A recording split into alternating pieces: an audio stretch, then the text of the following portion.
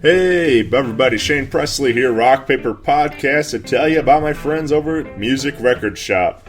Find them at 4191A Manchester Avenue in the heart of the Grove, right between the demo and the Ready Room. Come down Friday, they have an all-new music happy hour going on. They've got live vinyl spinning of all new music. You can come down and pick up the brand new Foo Fighters EP, Rah Rah Riot, Yacht, Wolf Mother, Thundercat, Animal Collective, and Lake Street Drive. So if you want to grab one of those, come down and get yourself a copy. They always have their local music selection there. There's tons of great CDs, vinyl, and tape from your favorite locals. And always live in-store performances on Saturdays. So to see more information about those and everything else, you can go to their Facebook, Twitter, Instagram, musicrecordshop.com. This is Sean O'Brien, and you're listening to Rock Paper Podcast. Rock Paper Podcast. Rock Paper Podcast. Rock Paper Podcast, y'all. Hey everybody, Shane Presley here, Rock Paper Podcast, coming to you from the lovely Chesterfield, Missouri, hanging out with Sean O'Brien. Welcome back to the show, my friend. Shane, thank you, man. Thanks for coming to my place. Yeah. This is pretty easy for me. I just literally had to wake up, which I did about 30 minutes ago. And the reason that's pathetic is that it is 1:45 in the afternoon. Yeah. So that gives you an idea of my shitty lifestyle, is that...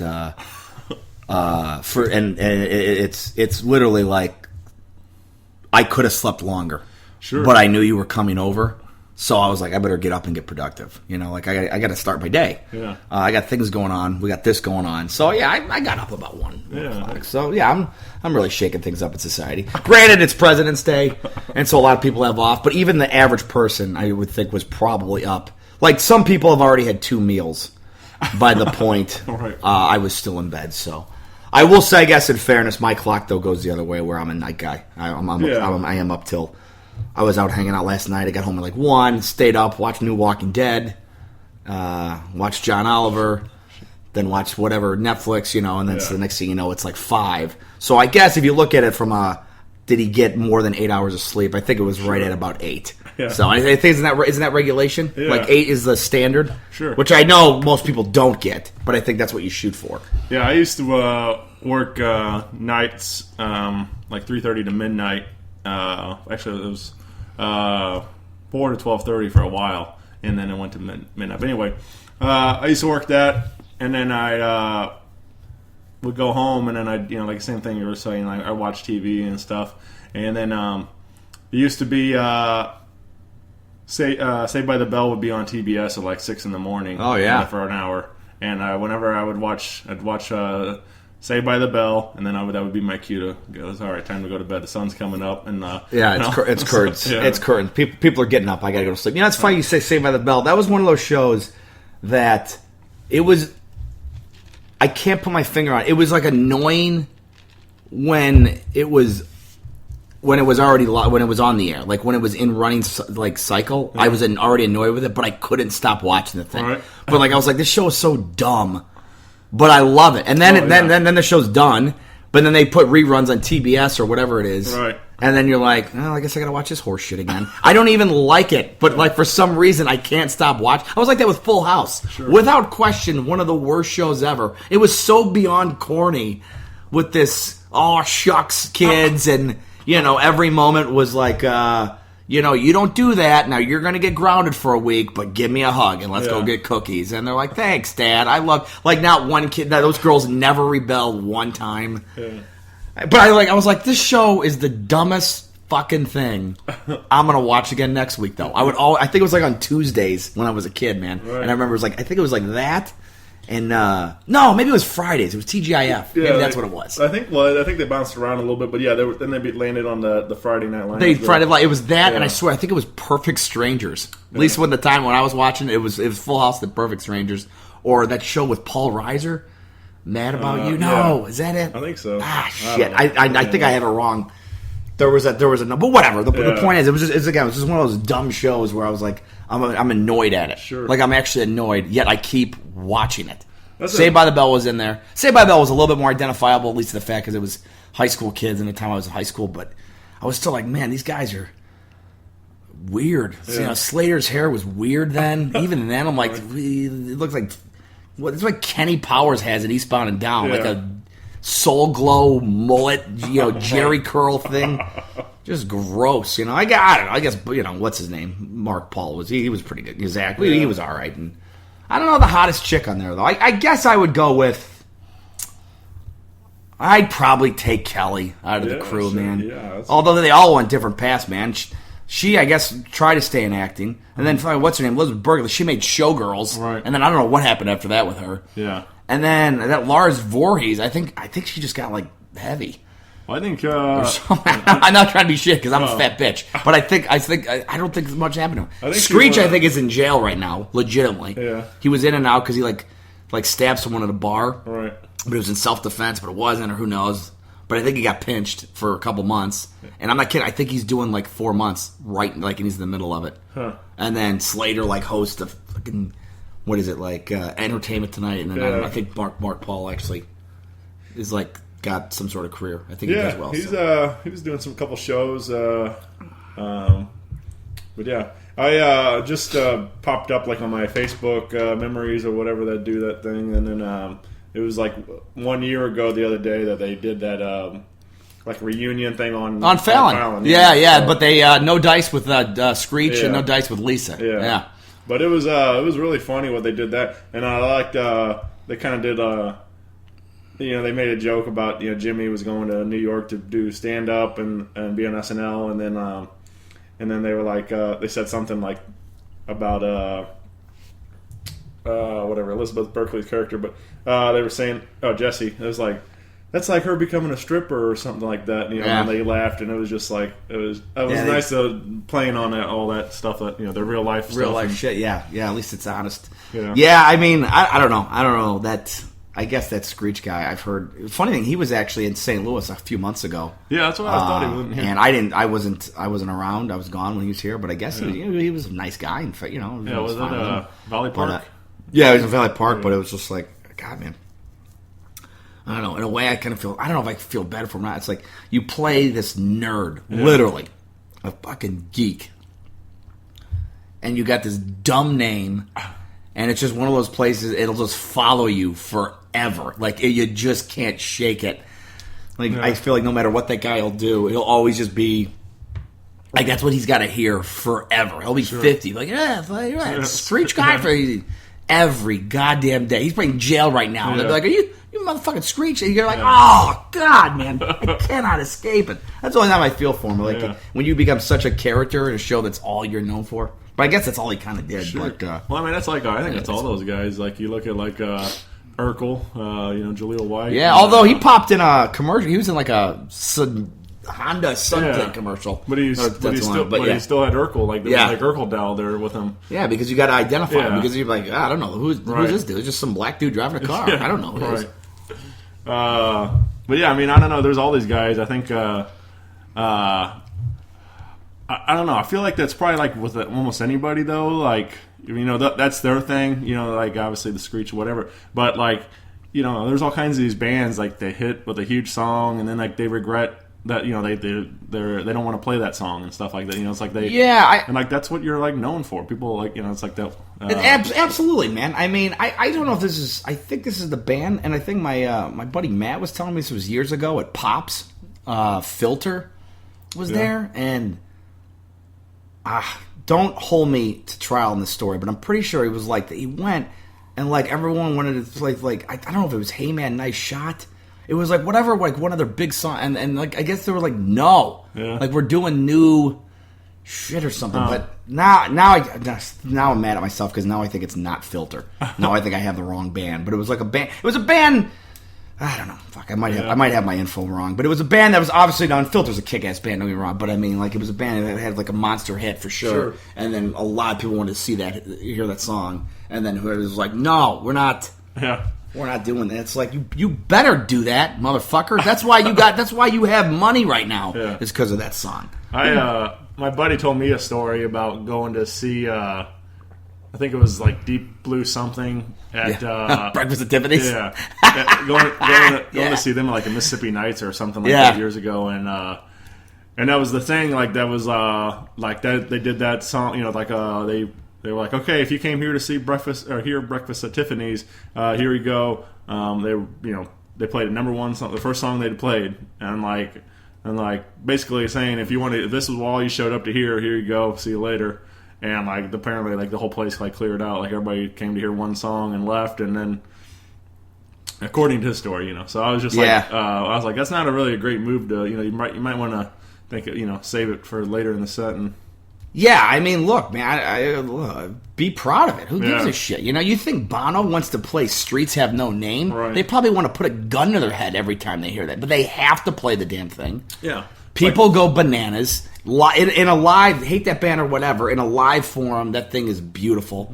I think it's phenomenal live. But it's like, they've literally played that song, I think, more than any song, you know, and they're probably going to be, but it's like, look, man, this is what sells, you know? I mean, that's... You think about how many times, like, the Stones have had to sing Start Me Up and stuff, like, you know. Sure. Like, even in comedy, man, like some kind, like, you know, my buddy Greg Warren, he has this bit for like 8 years he's been doing called Flute Man. Oh, it's like it's completely universal. Like you hear that, it's like, oh, that's Greg Warren, if you know who that is. And I've done tons of shows with that guy. Sure. And I mean, he is always closed with it, and it never does anything but just kill. Yeah. And I know in his brain he's like, if I have to fucking do this shit one more time, I swear I'm gonna jump off. I'm gonna stage dive head first into a table and hope I pass out. Yeah, I thought because you're just fucking so sick of like as an artist, you're just so sick of hearing the same shit. But he also knows that was such a draw because he did that on Bob and Tom. Yeah, and then the thing just blew up, and it really kind of I'm just saying made his career. It certainly gave it a nice boost though. Sure. So he closes with it. So he closes with a bit that people love that I'm sure he's sick of doing. Yeah. But it's great. It's a great joke. Or Gaffigan doing Hot Pockets. Yeah, man. I mean, I've heard like people will walk by if they see him in an airport, they'll shout that out. You know. So I don't know, man. You know, in a way, I think that's kind of cool. Like I wish I wish somebody, you know, just come out. You know, if they see me and said, you know, someone just walked by me and they're like, "Hi." I'm not known for shit. I don't got any identity. So I thought of a Greg Warren joke the other day. Actually, I was at work and laughed about thinking about it. But where when he's like, "What's your street name?" Greg. Yeah, that's great. No, your address. G-Rock. Yeah. No, dummy. The address you live on. Oh, Whispering Pines. Yeah, he's great, man. That guy. I mean, he's a he's a great headliner. He works all over, and he's a St. Louis guy. But I mean, he's you can catch him anywhere in the country. He goes all over, and I used to live with him for about 3 years, man. He had a place in Kirkwood. I lived at his place. Let me get the story right. It wasn't like an apartment we shared. It was his condo, and I paid him money to stay in a room. And, all right. Oh man, I drove fucking bonkers, man. I drove him absolutely through the roof. Just because I'm one of those guys, I really don't even do it on purpose, but I just ask. I guess in hindsight I just ask senseless questions. Like, I know I was talking about this before, like at the bar a few weeks ago, but I was watching a movie with my buddy Josh, who I live with now, and I was not even fucking around. Like, I sincerely, we're watching Home Alone. It just was on like one of the premium channels. Like, let's watch this. And there's a quick like 5-second scene when Kevin rolls out a map, which is like the game plan. Oh yeah. For how he's gonna like get the bad guys through his little booby traps. And I actually go to John, like in my brain, I thought this was like a legitimate question. I go, "Hey man, where do you think that map is right now?" I mean, I swear to God, he looked at me for like 15 seconds with a blanket stare, and he's just like, "I don't know," and just continued like in his head, it was like, "What the fuck are you talking about? Why were you? Why is this even on your mind?" And like in my idiot head, I kind of want to know where it is. I'm like, well, did Macaulay take it? Yeah. Is it hanging is it framed somewhere? Did they just throw it out? Is it in like a what? That's the shit that interests me. Now, that's my roommate today. Now, if this was Greg Warren, he seriously would have said, "Get out, go to your room or leave the condo. I'm not listening to your horse shit for another hour of just start peppering me with these idiotic questions. And I really don't in my head, I'm like, oh no, this is what I would ask myself if I'm watching something alone. So I'm that guy who, when people always say like, oh, you ever meet that guy who just doesn't shut the fuck up? That's who I am. The guy. That's who I am. They're talking about me. Like, oh man, I love him, but he just goes on and on about nothing. I admit it. I own up to it. That's who I am, Shane. That's what I do. Just, hey, where do you think those blinds came from? What factory? Who cares, O'Brien? You asshole! God, you are such a pile of shit. That movie's a classic, though, man. Man. I saw they just did a.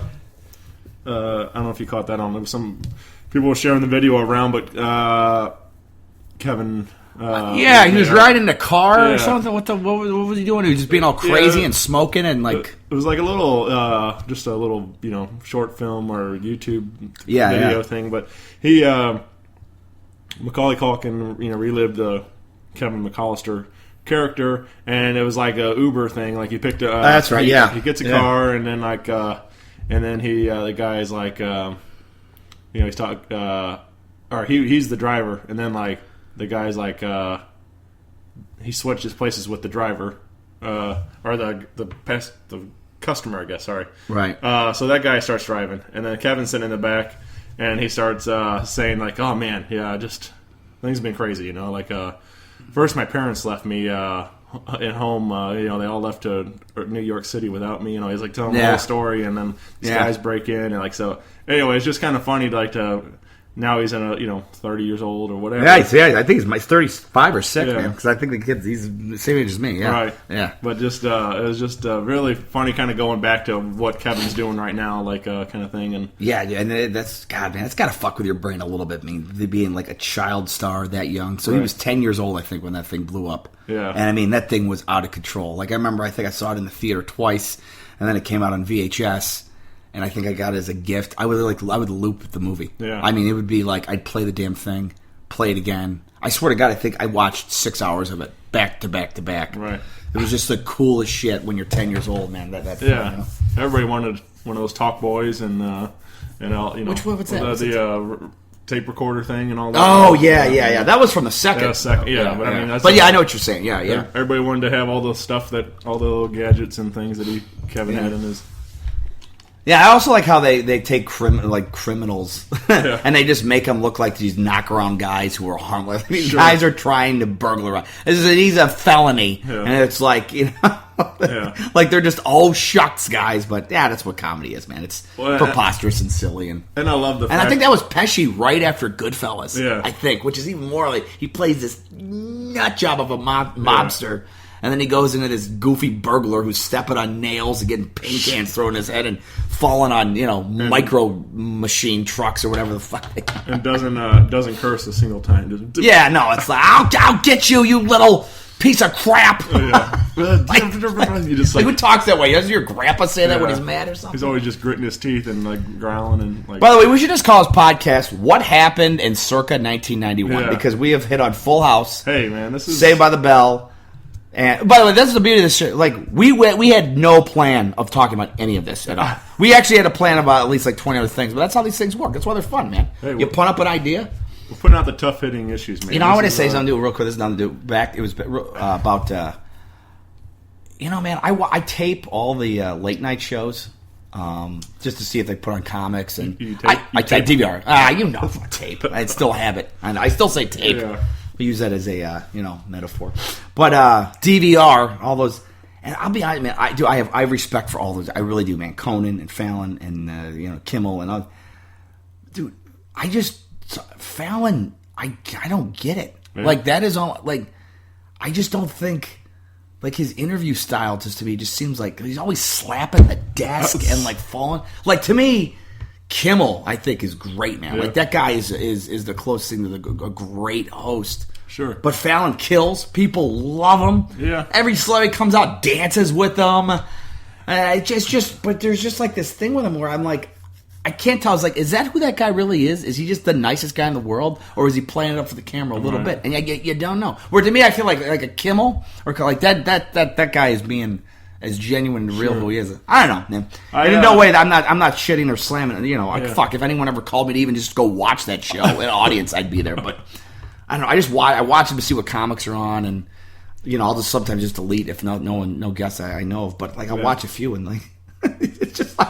Yeah. This is what people like. Maybe that's like the same people like that are the same people like you too. Like maybe that's what the demo is going for. But I got to talk to Nick Vatterott a while back about some of the. You know, he's done. He's done a few of them. Conan right? and Fallon. He did Fallon on Late Night. Okay, yeah, yep.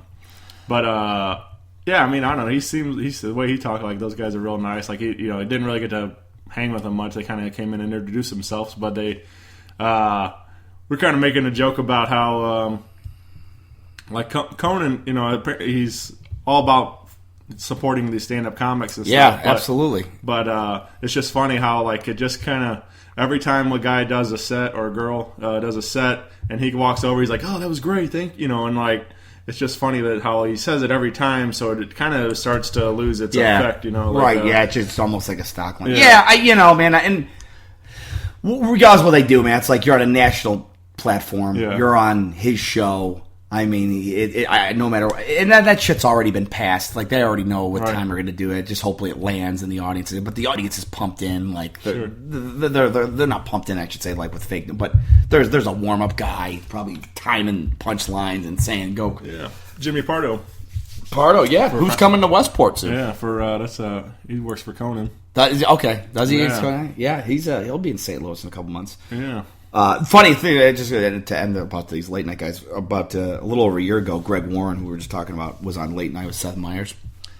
So Greg was nice enough. He's like, "Hey man, come out to New York, come to the show with me. We'll hang. We'll bring you backstage." I was like, "Oh shit, absolutely, man." So, dude, it was just the coolest thing, man. Because like when you're on the program and you bring a guest, you're treated like you're on the program. Yeah. I got the same treatment as Greg. I just wasn't on the camera. Right. Basically, you go in the Rockefeller Center, right? There's some lady, so someone was there to greet you. They already knew. Like, first they get a limo to pick you up at his place in Queens, right? You get a limo in to, doors open. There's, like, literally, like, I guess, like, paparazzi or whatever media team is, like, looking to see, like, because they know that's a guest coming in, you know, the big stretch car. And, of course, they see my face and Greg's. Like, no pictures of these. I don't know. Must just be like maybe he's like an executive, like no one give a shit. But it was just you just see all like the media, like not all these people just standing around. And we go in, you take up to the I believe it's like the 5th or 6th floor.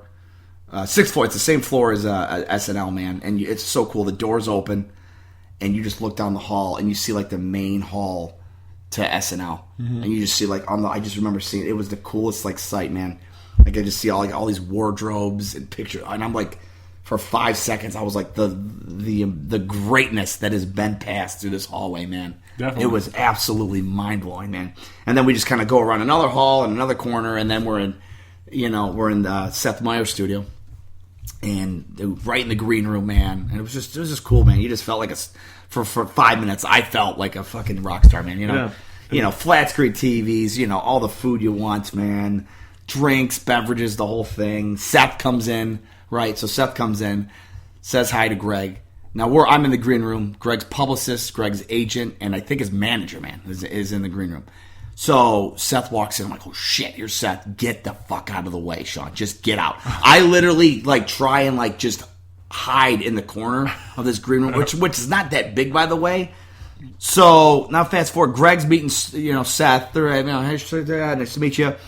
And evidently there's a staff photographer walking around, and they just take candid shots of whoever. And there's a shot of Greg meeting Seth, and it's a perfect shot of him, man. Greg's got this great smile. It's the back of Seth's head and his back of his suit and all that. And then in the corner of the picture is me, just with my shoulders up and this paranoid face. Basically a look of this guy's trying to get out of the picture, but he didn't do a good job and he's still in it. It's actually I was like, oh man, he's gonna hate me. He actually loved it because it's just like classic me. I'm just in the way. And if you go to Greg Warren's Facebook page, he's got a fan page. That's his cover photo. His cover photo is that picture of me, and then my dumbass in the corner just You got to see all I'm doing is to try and not be involved in any of it. Conversation, picture. Yeah, I'm in it. I made it. Yeah. So just the three of us, man. But it was cool, dude. There was like Christopher Waltz was a guest, and God, that chick from Orange Is the New Black, the black girl. I can't think of her name. I don't know what I mean. Like Crazy Eyes or whatever. Crazy Eyes. Yeah. She was great, man. Yeah. Got to meet her. So so nice. Waltz pretty quiet. Yeah. Yeah, I didn't talk to him. That guy, he was first panel. He got in and out. He didn't even mess with his green room, dude. I went over to his green room and just mopped up all his treats. I swear to God. He went up first, and then when he was done, he left because everyone gets their own room, and the door's open. It just says Christopher Watt. No one's in there. He's gone. I just went in there. Just destroyed all his little goodies and stuff, man. Nice. No, this was pretty fun, man. It was pretty fun, so. I heard something about like in that building in like I don't know if it's in back of where the Jimmy's shooting the Tonight Show now or something like, or the late night show, or I forget what studio it was in. Yeah, but I've heard story like that like Jim Henson like drew the original like stuff on like the pipes, water pipes, like there was a. Or something like that, like drew like original like Muppet ideas or something like that. Oh shit! Okay, something along these lines. Because he used to do the Muppet stuff right, on Tonight Show, and then so anyway, something like that. Dude, I wouldn't be surprised. I mean, the history in that building, I mean, it's insane. I mean, Carson, I think started in that building. I think where Fallon's show is today, Carson's show was in there. Right. I mean, I think he eventually went to Los Angeles, I believe. But yeah, man, I wouldn't be surprised. Apparently, they have it like preserved now, like a case around it or whatever. Like, but there's like the original water pipes are like exposed there or something like that, and there's man, that's legendary. Yeah, I mean that shit's. I mean, could you imagine like what's his name, Matt Groening from The Simpsons, whoever created those cartoons? Like if that's just sketched right somewhere, like the original Bart head with the little or Homer's face. I mean, that would be. Holy shit, yeah, man. That would they'd be like shipped off to a museum. I mean, that's just crazy. All the amount of history that's in that one building. That everything that's come out of Rockefeller there. Dude, it's great. Yeah, I mean, the SNL. I mean, it's crazy, man. Mm-hmm. It absolutely. It was definitely neat. But I swear, man, that something about those doors opening, man, and seeing that SNL. Yeah, because it's on the same floor as SNL sets. Right. Fallon is in 5, I believe. He's one below, but it was just. When those elevators open and you're just oh dude, it was like a party is like, you know what, fuck it, just break away, just go and run wild, but just to experience, because I know I grew up watching a ton of that show, and I have a ton of respect for that program, and so I didn't start like watching SNL live like or like recording them and stuff too, but I kind of got big on them when they were running the repeats on Comedy Central. I used to watch a lot of the Sandler, Farley, Spade, a lot of that cast. They run a lot of those. Yeah, man, that's kind of when I kicked in, man. And those was great. He said Tim Meadows was up there, and Schneider, and I mean, goddamn, man, that was a really exciting time. I loved all those years, and then. Then I continue. Still, that's where I got hooked on it. I think it was just that. But I love the show, and I've been, like I said, watching for many years. And it's just it's kind of one of those things like people have their cast that they're used to or whatever, and then when things kind of change, like people are like, oh, it's not any good anymore or whatever it is, and the same thing like when people like music and then they're like, oh, there's no good music being made anymore or something like that. There's, I mean, it's all fine if that's what. I mean, again, it's like I don't mean to fucking wear out my U2 pitch, but it's like everyone's like, this is the classic argument here with U2. Yeah, I like their old shit better. Yeah, because they were some of the most amazing. I mean, Joshua Tree is arguably. Just sales-wise, I think it's in like the top 25 of all time. I mean, the first 4 songs in that album were massive hits. Massive. And then if you know that album, I mean, the rest of the album is perfect. It's a perfect CD. So then, so now you're trying to now make a new album that's better than basically a perfect album. I mean, it's going to be very difficult to do that. You know what I mean? Like, it's like, yeah, fine, all right. So you know, someone says they like their certain shit better, or they like their old shit better. Right. It's like, yeah, because that was the best shit they gave you, man. It's so hard. That's why I'm such a big Bill Burr fan, because that guy somehow to me makes a special, and I'm like, oh man, dude, he outdid himself. Like, he's not going to make one better, right? And we're like, then that guy makes another hour. And I'm like, holy shit, I think I like this hour more than the last one. And then he makes another one, and I'm like, what the fuck is this guy doing? Yeah. This is insane how good it is, you know?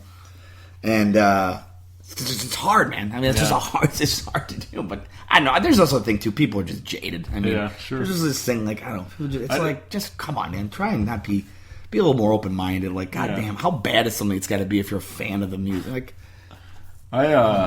but yeah, you know, for SNL, like, it's constantly evolving. The newer young cast they have now, like, they're putting out great stuff. It's like they might not all hit, but there's always something in there that's like, you know, great, a great, you know, sketch or whatever. So yeah, man, yeah. I mean, dude, they develop, you know, those.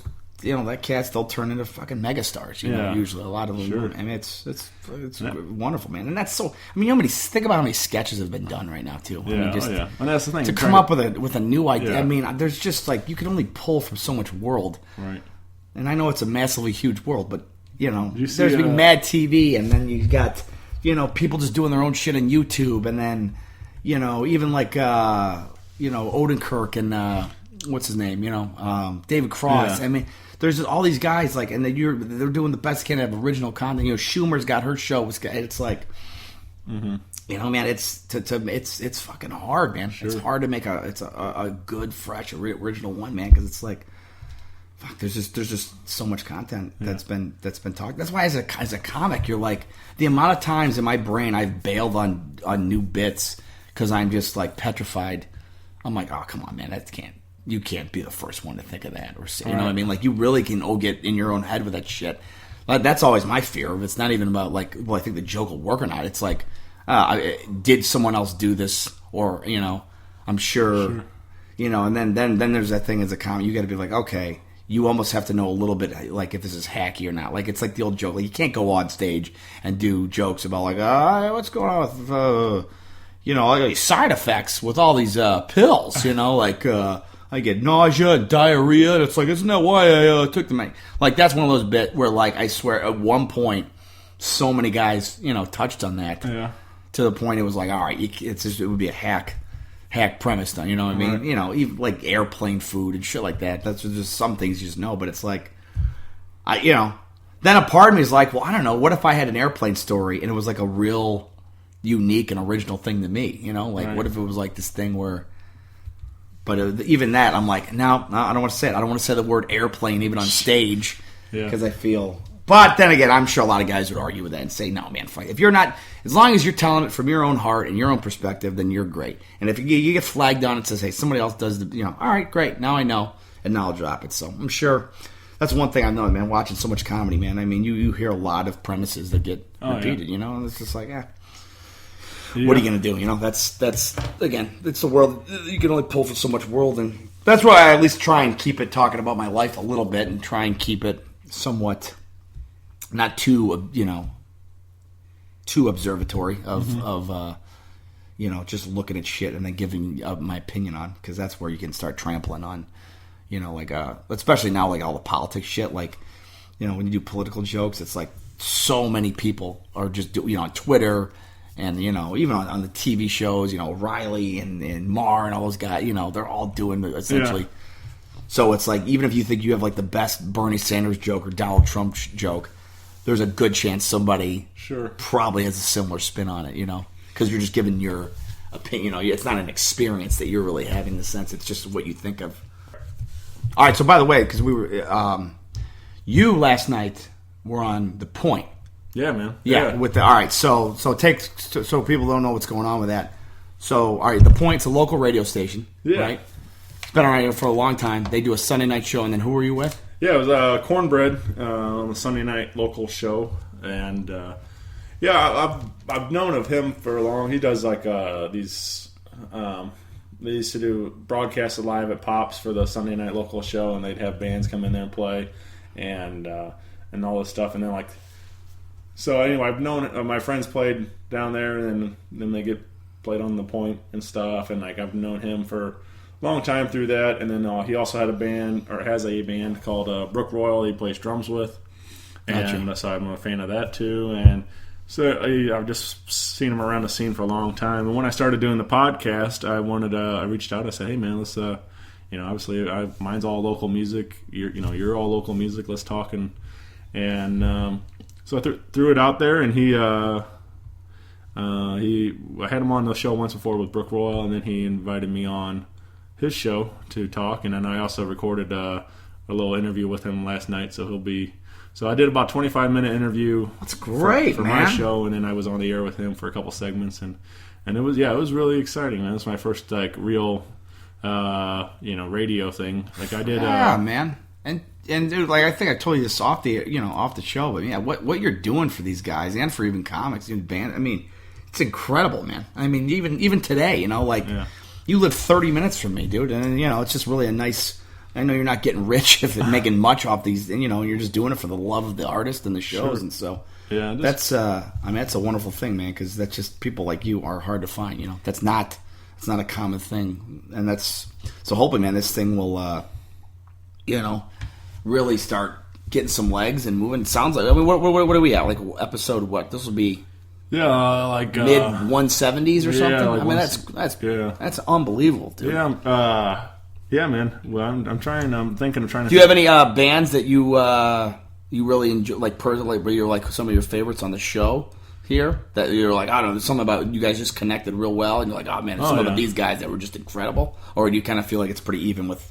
Yeah, I mean, they're all unique in their own way. Sure, definitely. Yeah, there's but yeah, there's a couple of standout moments that I think of that just were a lot of fun for me as the host and things, and then or some really cool performances and stuff where people come on and play something acoustic and sure, man. That's cool, right? Yeah, you actually get some live music. Yeah. So that's great, man. So there's a couple of those acoustic things that I recorded that I'm very proud of, like the fact that how well they picked up for single mic recording like I have. Yeah.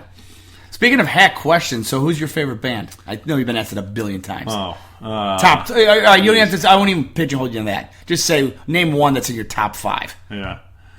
Oh man, I don't know. It kind of it's always changing. I think I go in a lot of different ways with music. Okay. That's fair. Yeah. All right. So one of my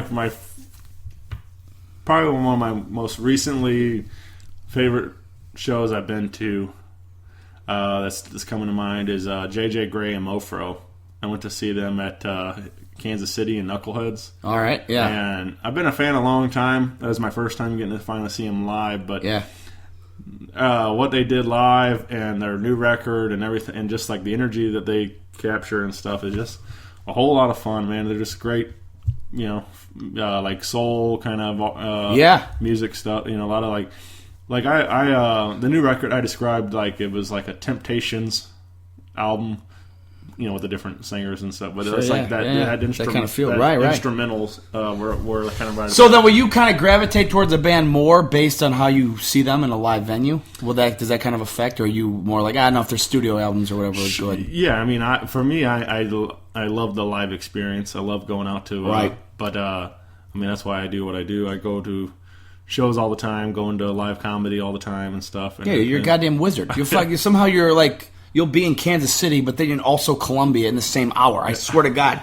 You'll check into St. Louis Funny Bone, but then in an hour you'll be in Ohio to 5. How did that? It's impossible. Right. I don't even know how you do it, man. But, yeah, you definitely hustle. But I definitely, obviously, I can appreciate a studio album and stuff too. But for me, it's it goes beyond the song. It's the like I said, that energy that's created in a live setting like that. And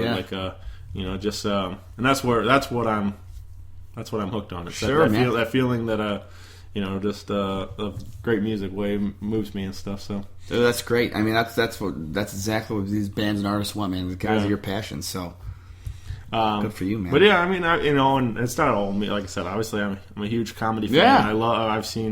I've seen you and Josh Arnold and Essig and all these, all my buddies here in St. Louis. I've seen you guys a bunch of times, but it's still always fun for me. Like I still have, let alone hanging out with you guys, off stage and Sure. everything.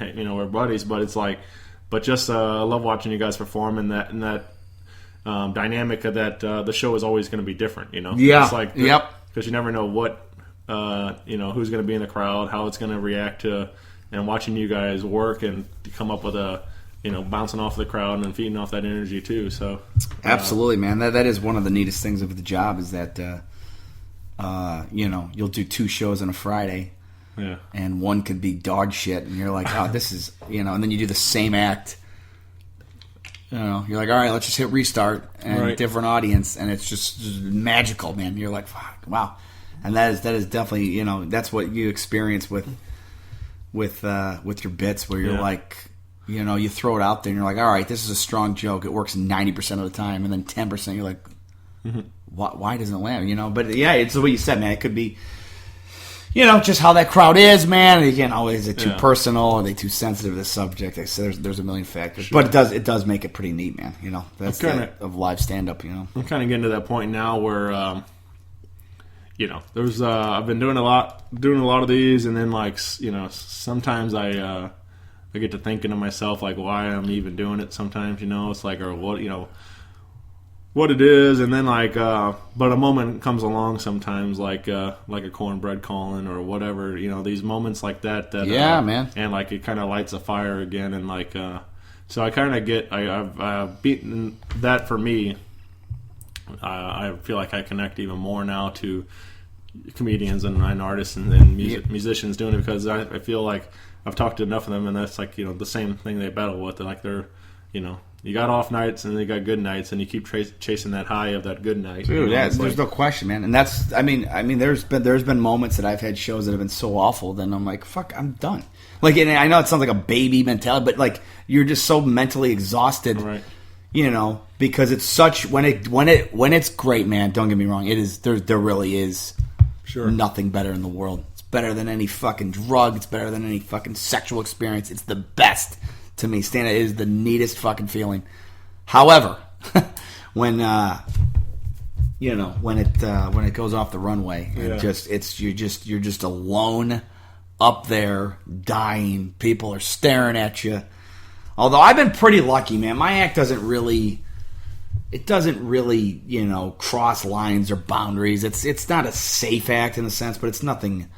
I'm not doing anything. I'm not reinventing the wheel. I'm not doing anything. I'm not shitting in myself either. But I'm saying, so I'm one of those guys. People will never come up to me and be like, I never get like you were the greatest I've ever seen, but I also never get you were awful. Right. So I kind of just I'll middle of the road it. So I don't shake too many people up, man, for the most part. So, you've been working with some pretty big ones though recently. Yeah, man. You got to hang with Larry the Cable Guy. Yeah, that was really cool, man. So I was up at Florentine. Well, the Cable Guy thing was up in Omaha, Nebraska, and Larry, or Dan, his real name's Dan, Dan Whitney. Him and Jeff Foxworthy were doing Sirius XM taping for their show. They have a show, I guess, I don't know if it's weekly or however, but they have some channel or some pro show in there. Yeah, Blue Collar Comedy. Yeah. And they were doing a taping for it at the Omaha Funny Bone, on a Friday afternoon before their show at whatever theater in Omaha. And Foxworthy and Cable Guy are close with the booker in Omaha. This was woman Colleen Quinn, who's just an angel, man. Just the nicest. I just absolutely love her. And this is not an ass-kissing moment. If I quit comedy, I would seriously go up there a few times a year just to hang out with her. She's just the coolest. And very respected in this business, man. And I think when Larry was started, I think he would come through, her club and stuff and whatever. So she arranged it for them to do the taping in the Omaha showroom. Yeah. So Josh and I were actually on the show that weekend with Greg Warren. Funny how it all ties up like that. And So, Colleen the Bush, she's like, yeah, come on, watch this guy do a show. We're like, absolutely, man.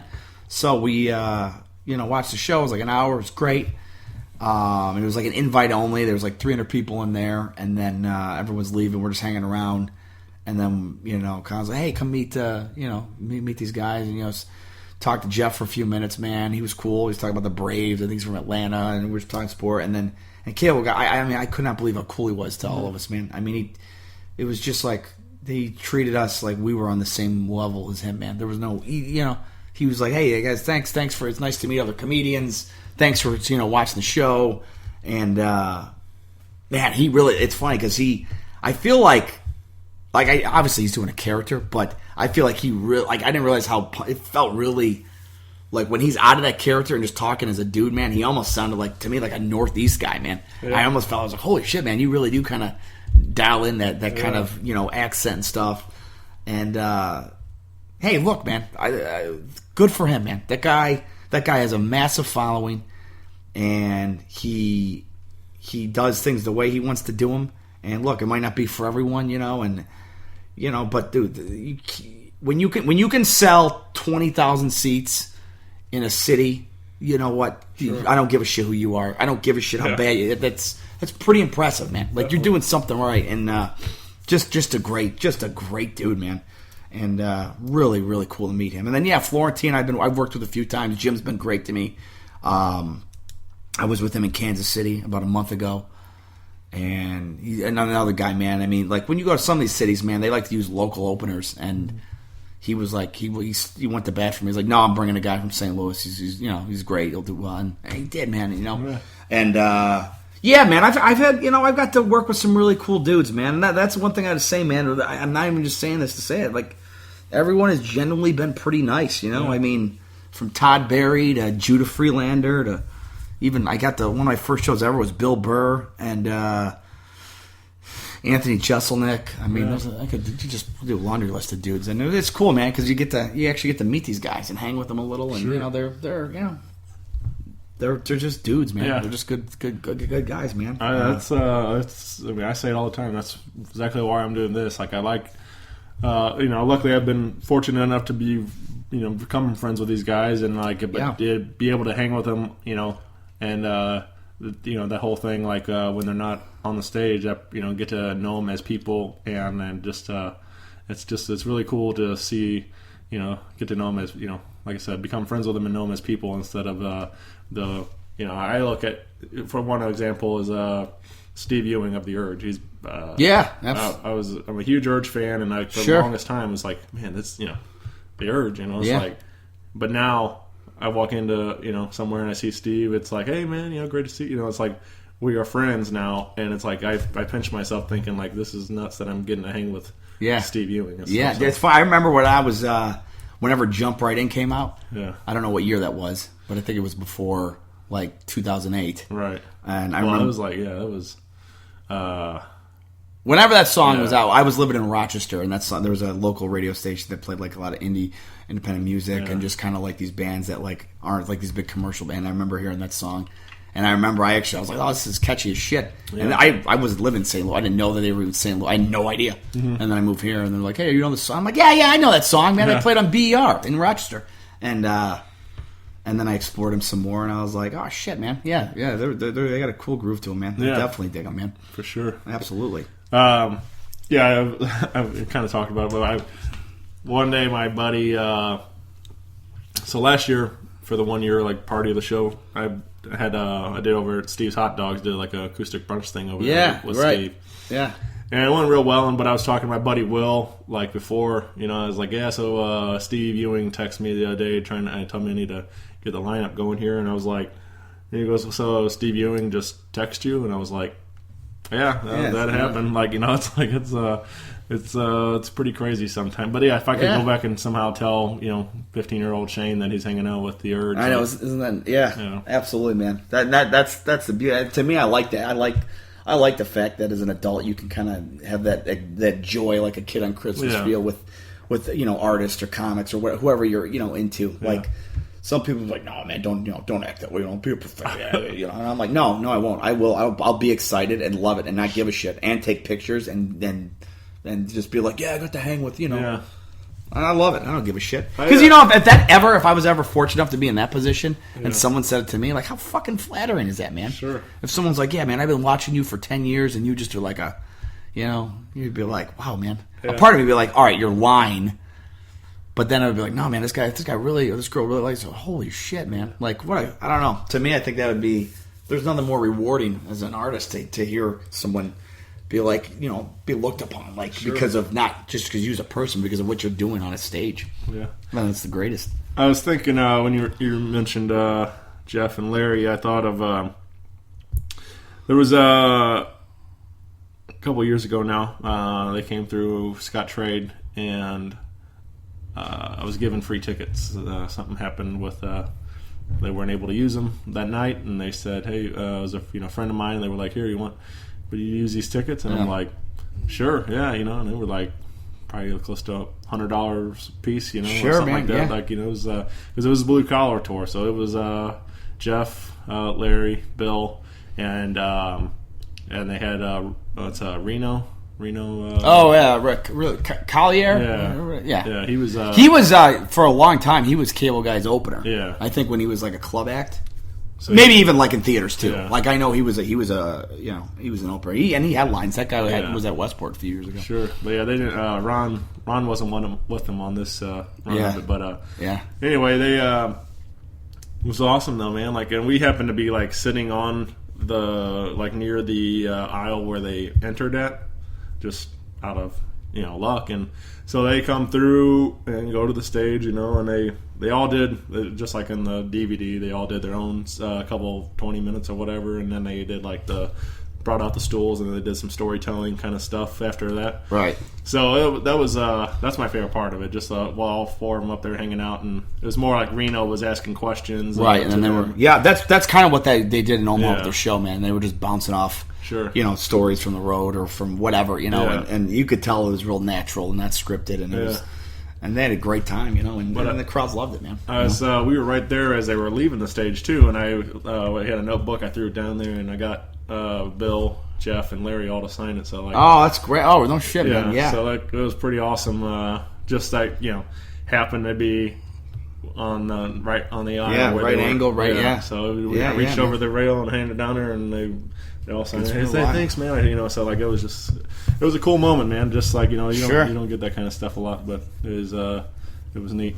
Absolutely, man. Yeah, absolutely. What do we got anything on the? Well, I think you got some dates, right? Yeah, I got a couple. Omaha. I will be back in Omaha in March. Yeah. I think, what was I say, 10th to the 13th, I believe. Yeah. Up there with Augie Smith, and then I'm doing. I have to say, this is so stupid, but I'm just so excited. I'm doing an open mic at the Pasadena Ice House out in California. Yeah. With this guy Adam Ray hooked me up with like a 3-minute open mic spot. But I think it's like an open mic with like pros, could be some heavy hitters on there. So yeah, well, I'm almost like I'm like, God, man, there's just something about like an intimidation level that comes up if you're in a room and you're like, holy shit, like there could be Daniel Tosh in this thing or Bill Burr. You're like, God damn, but I don't know. Yeah, it's not even like something to plug. It's more of just like, I'm just proud to be able to do something with like these big names, all because I got a favor called in. But Adam's no slouch, man. He man, and, guys, new Ghostbusters and Heat. And man, that guy Spy. He's a good comic, man. He's doing well, but I think he'll really blow up, man. Sure. I just a couple weeks ago he was in town, and I was fortunate enough to get a couple minutes to hang with him and stuff. That's right, man. Yeah, it was awesome. Absolutely, man. Yeah, he's a good dude, man, for sure. So, that's about it, buddy. So if you're in the Pasadena area, yeah, I know. In 2 weeks, so stupid. A week from this I shouldn't say because it depends with this post, but February 25th and then March 10th through the 13th in Omaha, Nebraska. Yeah, you can see my shit, and then I'll be at then I'm in Westport first week of April with Vince Morris. Funny Bone, Westport. Man, Vince is great. I haven't been in a little while, but I just thought of just popped up in my memories thing or whatever the other day. It was we saw him at Westport, and he. I happened to be sitting up front and became a part of the show for a while. Yeah. He started talking to me and said something along the lines, so I do work custodial stuff, my day job, and Vince says, like, starts asking me questions about what I do and all this, and then and I was with my now wife, Stacy, and he said something along the lines about like asking if we ever hooked up in the broom closet or something like that and all this. Yeah, so, that's fucking right. Yeah, it was just cracking me because we met at work, so that's how that was how it all started. So anyway, it was just really funny, like being a part of the show and Vince and stuff. We have that connection now, that memory. And that's great, man. Yeah, dude, you should come out and see him and tell him that, man. Yeah, I mean, that guy, he's a machine, man. There's a guy too, man. We want to see a good show, dude. Yeah. Vince Morris, fucking. Yeah. Oof. He's a killer, man. So yeah, man. Those are my dates. Yeah. And thanks for having us over, man. Having me over. No, you got it, dude. Yeah, I hope this place doesn't freak you out. If you guys could visually see what we're staring at right now, my roommate is an insane horror fan. Loves horror films, and dude, I'm not even lying. Our apartment, which is very nicely kept, I think, for the most part, clean. It's fine, looks normal. There's books all over, and then there's just pictures. I swear to God. There's a life-size, like, Chucky doll. And bride. And the bride, yeah. And then a Leatherface poster. I don't even know what the fuck that thing is, but it's signed. But that's some sort of creature. And then it just keeps going, man. There's just the kitchen. There's Dexter posters. And it's hilarious. My buddy, that's my buddy Josh, man. He's a fan, so. Yeah. So, yeah, silly place. But. I appreciate you doing this. Yeah, thanks, brother. This was fun, man. We appreciate you doing all this. So, thanks for supporting us and having me back on, man. Yeah, man. Yeah, it was a good hang, for sure. Definitely. Come out, see Sean down at Westport Funny Bone or Omaha or Pasadena. And what do you got? Twitter? They can. Yep, Sean. Fuck, what is it? Sean O'Brien's idiot name. Yeah, Sean _O'Brien's. Yeah. I can't find. It would either have to be that.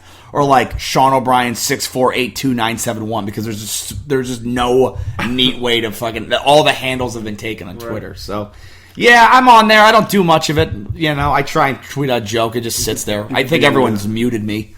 I swear I could put the most offensive shit. It just sits there. I get no activity, but whatever, man. It's good to have as a comic regardless. So yep, Sean _O'Brien's, and then dumb Facebook and all that shit, which you'll see up there. So. You didn't opt to go with the real Sean O'Brien? Or? I know, man. That's what that's what Josh does, the real one. Yeah. I'm sure. I tried. It's already probably taken. Yeah. I'm sure someone's using it right now.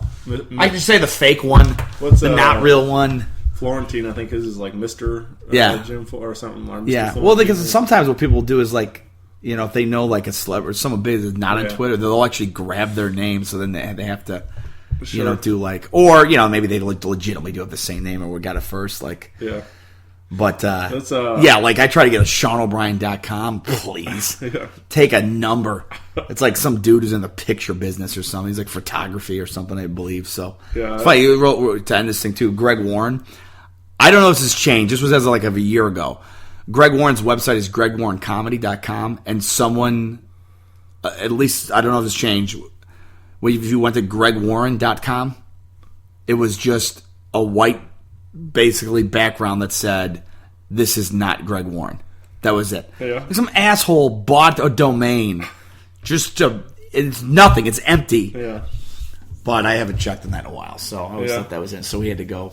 After Greg Warren Comedy. Sure. So. Yeah, I hear a lot of those stories, like listening to Crab Feast and About Last Night podcast. All these comedians come on, and they all have if they got .net or whatever their handle is on their websites and stuff like that. And they're all like, it's owned by some real estate guy or a car dealership or something. Something like that. Yeah. Well, now it's like Google's so goddamn. It doesn't. All you just type in the name, and it'll take you. Like who need. Are people actually entering in the website? Yeah. You go to Google, you throw it into Google, and then it'll direct. You know what I mean?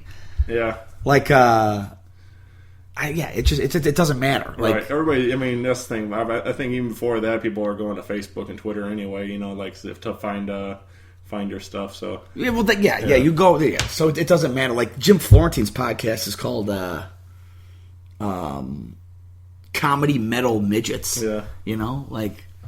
But if you don't know what it's called, and you know we need a podcast, you just put Jim Florentine podcast, and sure. they'll so stupid. You don't need websites and all that shit. So, all right, buddy. All right, dude. Yeah, so much. good hangman, and thanks for swinging over, brother. Yeah. Appreciate it. All right, we'll see you out there, Sean. Rock Paper Podcast. Rock Paper Podcast.